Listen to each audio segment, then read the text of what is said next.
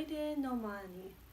This I don't usually see on people's lists of best non-Miyazaki Ghibli movies, but it's one that always felt very special to me.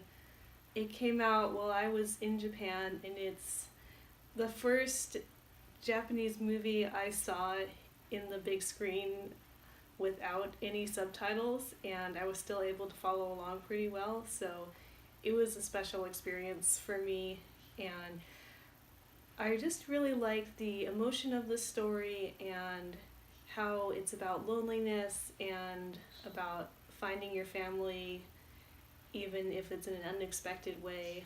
And it has some beautiful scenes of the countryside and the summer and the ocean, and those are all just things I love so much. Omoide no Mani is directed by Yonebashi Hiromasa, who also did The Secret World of Arrietty, which is funny to me because that's also a kind of whimsical story based on a popular children's book with a female protagonist. And then Yonebashi also went on to do Mary and the Witch's Flower, which is kind of the same thing. So it's funny that there's such a strong structural resemblance between the three works.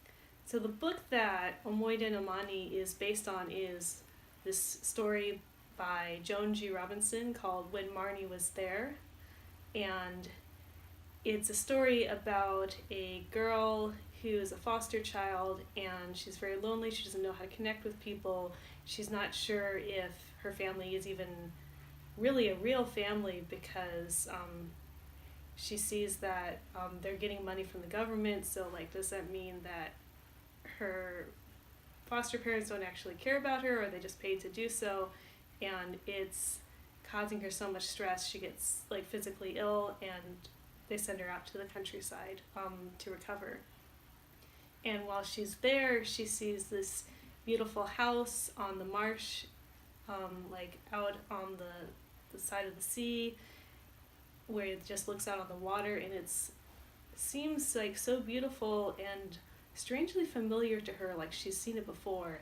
And then she sees this girl in the upper window of the house with beautiful long blonde hair, and she and the girl strike up this unusual close friendship, even though no one else can actually seem to see the girl or even know she exists. So obviously there's something weird and magical going on, and you sort of find out why these encounters are happening more as the story goes on, even though in both the book and the movie it's pretty ambiguous. The Ghibli movie does stay pretty close to the basic structure of the book. They move a few things around, some of the characters are simplified, and the story is transplanted from England to Hokkaido, so it's a more Japanese setting overall.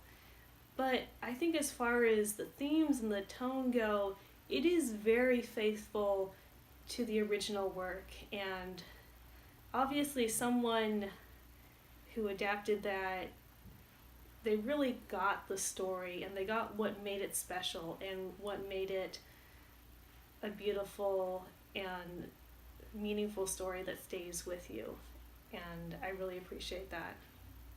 While I was watching the special features on the DVD, some of the voice cast said they were actually drawn to the project because it has all these deep female characters, which I think is nice as far as it goes, but honestly when I was watching it and reading the original story as well, I just thought, oh, it's an interesting story with really likable characters, and it does make me kind of depressed that likable characters, if they happen to be women, that's still a thing now.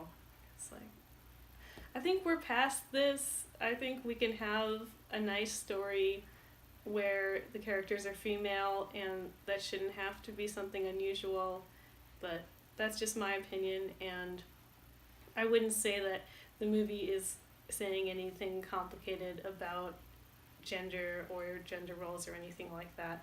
It's just really the story of this young protagonist and how she connects to the world around her and how she learns more about herself and about her past. I would say this movie is more for teens, preteens, and adults than it is for little kids because it is a more slower moving story, but I think it has really universal themes and a very likable characters who are both flawed. They don't always deal with their problems or relate to people the best way, but they also learn, and you also feel like you're right there with them and feeling what they're feeling and going through their experiences.